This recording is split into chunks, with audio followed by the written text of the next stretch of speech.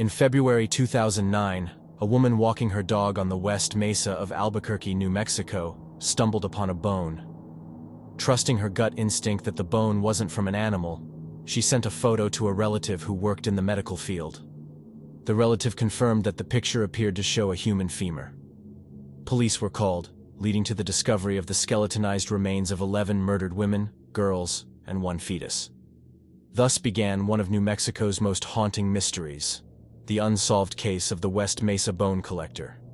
The victims were identified as Monica Candelaria, Victoria Chavez, Selenia Edwards, Doreen Marquez, Veronica Romero, Jamie Barella, Evelyn Salazar, Virginia Cloven, Julie Nieto, Cinnamon Elks, and Michelle Valdez, who was 4 months pregnant at the time of her death.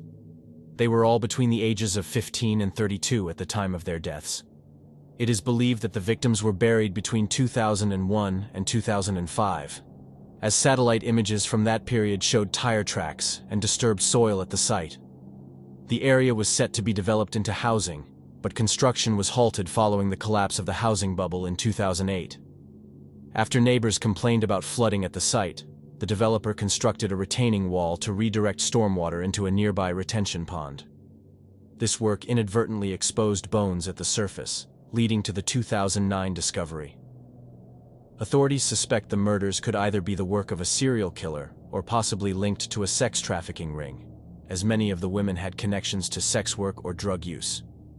No official suspects have ever been named in connection with the murders.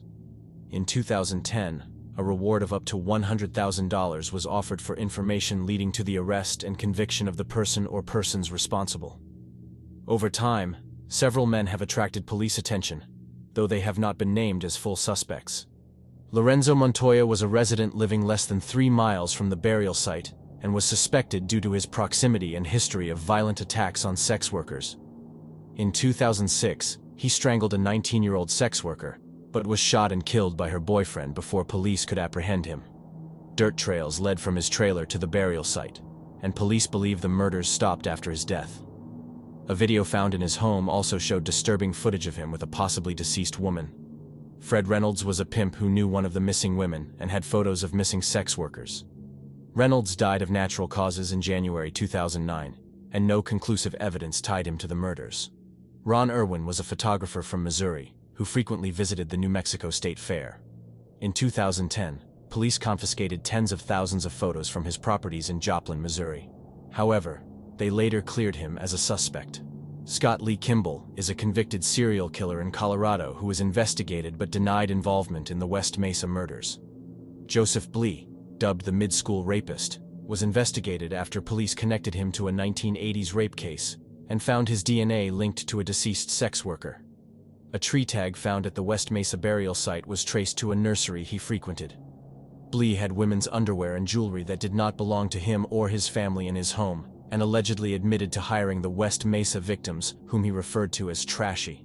In 2015, he was sentenced to 36 years in prison for rape. It has been almost 16 years since the discovery of the West Mesa bone collector's burial ground. And despite the lack of evidence, authorities and family members of the victims remain hopeful that the murders will one day be solved.